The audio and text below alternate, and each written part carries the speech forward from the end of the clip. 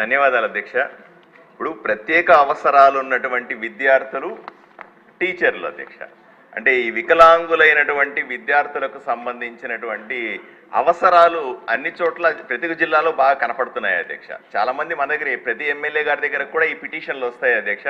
వీళ్ళని ఎక్కడికి పంపించి చదివించాలా అనే ప్రశ్న మాకు కూడా ఉంటుంది. అదే వీళ్ళ కోసం ప్రత్యేక స్కూళ్ళు ఏర్పాటు చేయాలనే ప్రతిపాదన కూడా ఇంతకుముందు 2 సార్లు వచ్చింది.